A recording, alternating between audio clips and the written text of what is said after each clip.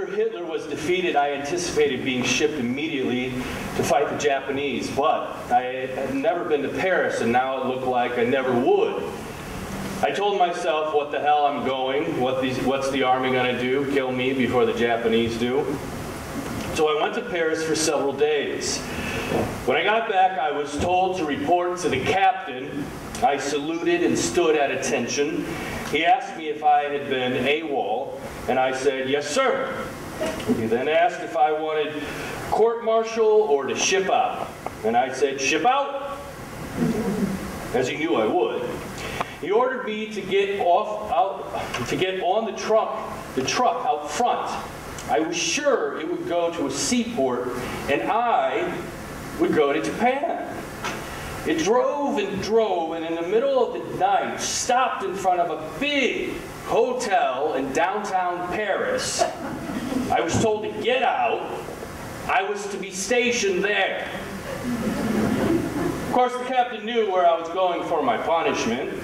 My main job in Paris was seeing that supplies were delivered to the many Army headquarters units around town. I lived in a fancy hotel till I got a girlfriend, and eventually moved in with her. We ate dinner at her mother's house every night.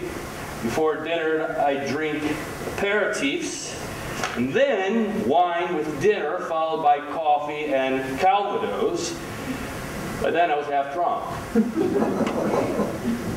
I have lots of memories of Paris besides its architecture, history, palaces, art museums, nightlife, and girls. It also has great customs. One day I was with a Frenchman in his big truck going down a main street when he pulled to the curb and took off his hat. All the pedestrians had stopped and faced the street. Men took off their hats, and everybody had their hands on their heart. I asked the driver what was going on. He pointed down the street to an approaching hearse.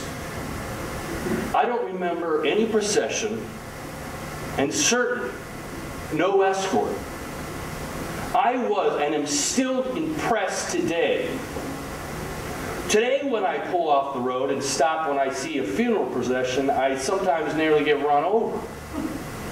I remember this every time I hear or read what jerks or morons the French are for not always following our lead in world affairs. I'm not convinced the French are the only jerks and morons in the world.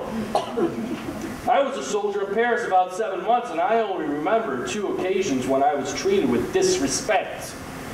I'm disrespected more than that before breakfast anymore.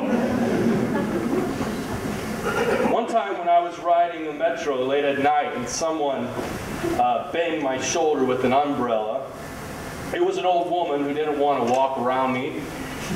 The other time, I was riding a bus that had an old man with a long white mustache. I hadn't been in Paris long and didn't know much of the language or accent yet. I wanted off at a stop spelled B-A-L-I-G-N-Y. Told the man I wanted off at Val-Igny. He turned red and screamed, "Balagny! Balagny! Balagny!" Still remember how to pronounce it if I ever get back.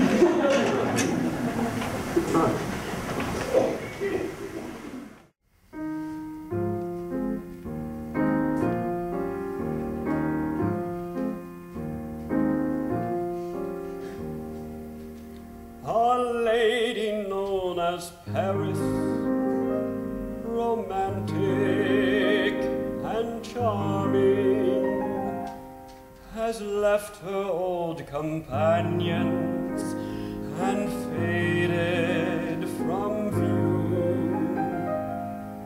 Lonely men with lonely eyes are seeking her in vain.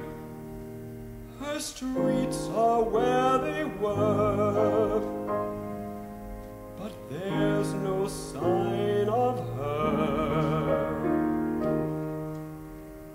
She has left the Seine. The last time I saw Paris, her heart was warm and gay. I heard the laughter of her heart in every street cafe. The last time I saw Paris, her trees were dressed for spring, and lovers walked beneath those trees, and birds found songs to sing. I dodged the same old taxi cabs that I had dodged for years. The chorus of their squeaky horns was music to my ears.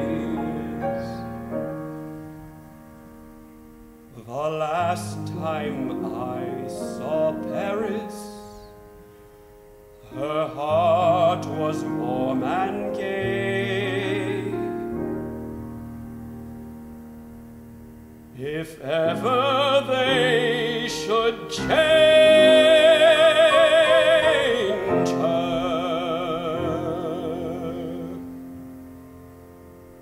I'll remember